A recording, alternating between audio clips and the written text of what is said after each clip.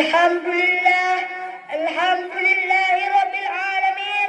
Wassalatu wassalamu ala ashrafil anbiya'i wal mursalin wa ala alihi wa sahbihi ajma'in, amma ba'du. Alhamdulillah wa syukurillah.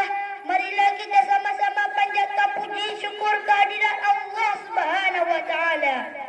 Karena atas nikmatnya kita bisa berkumpul atau bermuajahah di tempat yang berbahagia ini. Salawat beserta salam senantiasa dilimpahkan kepada sira tauladan umat manusia yang membawa zaman jahiliyah ke era penuh cahaya.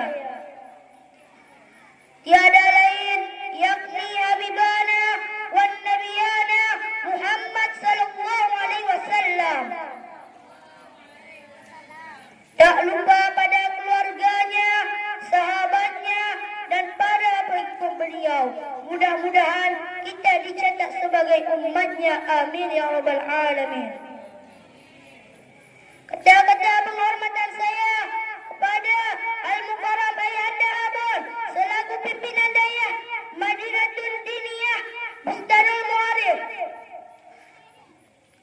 dan kepada seluruh keluarganya dan kepada teman-teman seperjuangan saya dan yang saya cintai dan saya sayangi, kepada teman-teman seperjuangan saya dan yang saya hormati kepada Dewan Juri yang telah menilai saya, dan yang teristimewa sekali kepada Ustaz Protokol yang sudi kiranya untuk memanggil nama baik saya.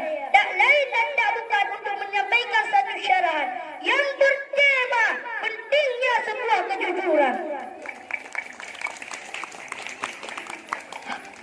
Hadirin hadirat yang dirahmati Allah, kejujuran adalah bukti keimanan. Orang mukmin harus jujur. Jikalau tidak jujur berarti mereka sedang diserang penyakit munafik. Sebagaimana kita ketahui, munafik itu adalah orang bermuka dua, yang di luar berkata iya, yang di dalam berkata tidak. Suatu hari salah satu sahabat Nabi datang bertanya kepadanya, apakah mungkin orang mukmin itu pelit? Nabi menjawab, mungkin saja. Lalu sahabat itu bertanya lagi, apakah mungkin orang mukmin itu pengecut? Nabi menjawab, mungkin saja. Lalu sahabat itu bertanya yang ketiga kalinya, apakah mungkin orang mukmin itu pembohong? Nabi menjawab, tidak. Hadis riwayat Imam Al-Malik. Hadirin hadirat yang dirahmati Allah, apa yang bisa kita pelajari dari hadis tersebut? Hadis tersebut mengajarkan kita untuk berkata jujur, karena orang mukmin tidak mungkin berbohong, karena kejujuran adalah pangkal semua perbuatan baik manusia. Tidak ada perbuatan dan ucapan baik kecuali kejujuran. Oleh sebab itu, Allah menyuruh orang-orang mukmin agar selalu berkata jujur dan benar. Ini yang diperintahkan oleh Allah melalui firman-Nya yang artinya, hai orang-orang yang beriman, bertakwalah kamu kepada Allah dan katakanlah perkataan jujur dan benar. Surat Al-Ahzab ayat 70. Hadirin hadirat yang dirahmati Allah, sebagai penutup, kejujuran adalah tiang agama, sendi akhlak, pokok rasa kemanusiaan manusia. Tanpa kejujuran, agama tidak lengkap, akhlak tidak sempurna, dan seorang manusia tidak sempurna menjadi manusia. Disinilah pentingnya kejujuran bagi kehidupan.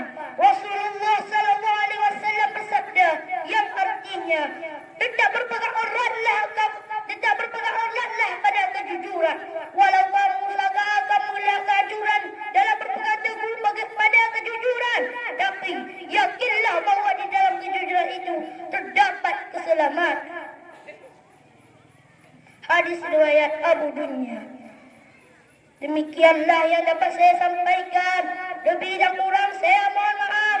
Sebagai penutup, saya punya satu pantun. Bawa beliau dalam surga, bawa